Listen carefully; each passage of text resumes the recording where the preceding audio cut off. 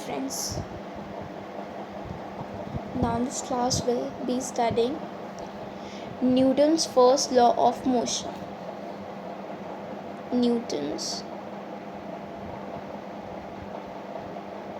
first law of motion. In previous class we have studied about the balanced force and unbalanced force. Okay? Now in this class we'll be studying about Newton's first law of motion. First law is very easy. First law में बोलता है body at rest will remain at rest and a body in motion will continue in motion in a straight line with a uniform speed unless it is compelled by an external force. Very easy. First law is saying if a body is at rest, कोई body अगर stationery है, वो rest पर है, वो move नहीं कर रही है, तो वो रेस्ट पर ही रहेगी. मान लिया ये एक हमारी पेन, ये रेस्ट पर है तो ये रेस्ट पर ही रहेगी जब तक कोई इस पर फोर्स नहीं अप्लाई किया जाएगा. मतलब कि अगर इसे हम लोग पुश नहीं करेंगे तब तक ये पेन हिलने वाली नहीं है. राइट.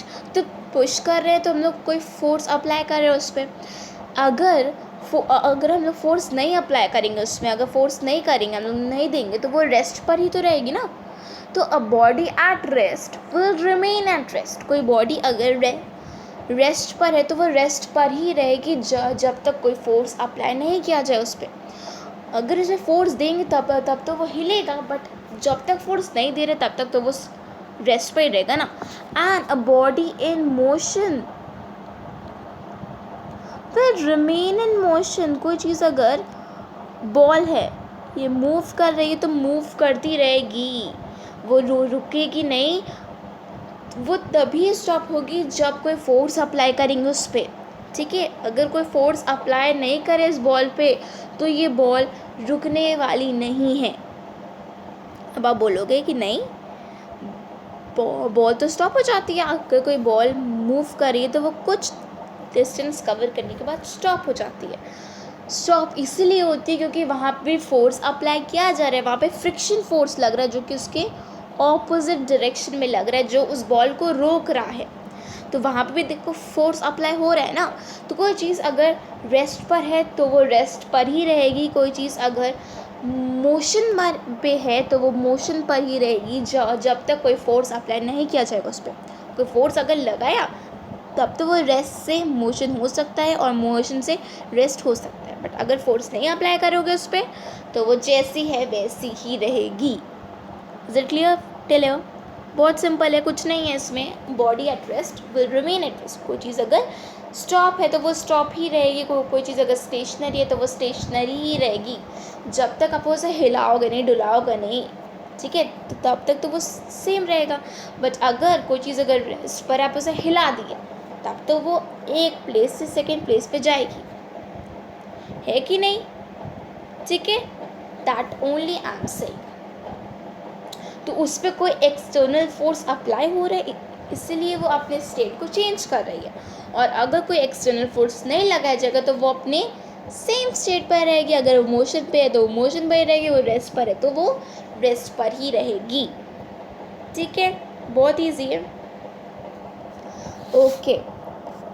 अब ये जो है ना, अब क्या बोलते हैं, हाँ, now will be studying inertia. Inertia उसी को इनर्शिया बोलते हैं. फर्स्ट लॉ को इनर्शिया बोलते हैं. Law of inertia. Inertia. Okay. अब ये क्या होता है? इनर्शिया क्या है? इनर्शिया में देखो, एज आई टोल्ड यू, कोई चीज़ अगर रेस्ट पर है तो वो रेस्ट पर ही रहेगी.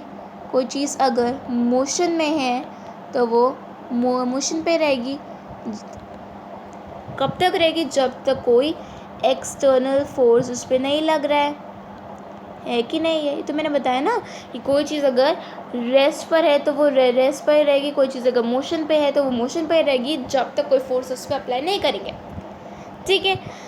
इसी टेंडेंसी को कि वो रेस्ट पे है तो वो रेस्ट पे रहेगी, वो मोशन में तो मोशन पे ही रहेगी, इसी को इनर्शिया बोलते हैं. बस इसी टेंडेंसी को जो वो कह रही है कि भाई मैं रेस्ट पर हूँ तो मैं रेस्ट पे ही रहूँगी, इसी चीज़ को इनर्शिया बोलते हैं। That's it. ठीक है, ओके। अब तो जो इनर्शिया है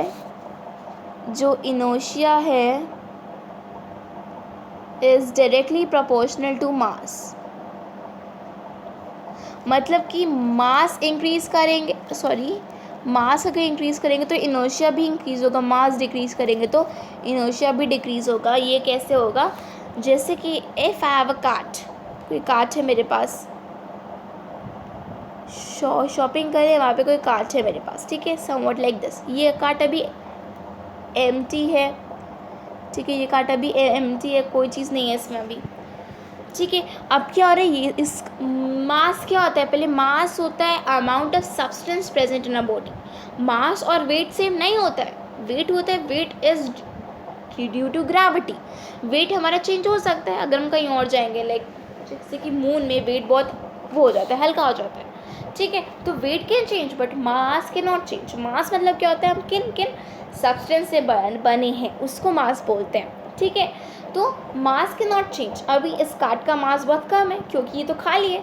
तो कोई इंसान अगर इस कार्ड को मूव करना चाह रहा है तो उसे थोड़ा सा ही फोर्स अप्लाई करना पड़ेगा इसे मूव करने के लिए, राइट। और ये अभी रेस्ट पर है, ठीक है, थोड़ा सा फोर्स अप्लाई करना पड़ेगा। बट अगर यही कार्ट में हम बहुत सारी चीज़ भर दिए, it's full of many thing, अब क्या हुआ? मास इस कार्ट का सेम है बट हमें इसमें सामान ज़्यादा भर दिए, ठीक है, अब वो इंक्रीज़ हो गया, राइट। अब क्या होगा? उस बंदे को ज़्यादा फोर्स अप्लाई करना पड़ेगा इसे हिलाने के लिए। Am I right? So it's dependent on mass, means inertia is directly proportional to mass, ठीक है। वेरी सिंपल, इट इज़, कुछ नहीं है इसमें। Okay, hope it's clear.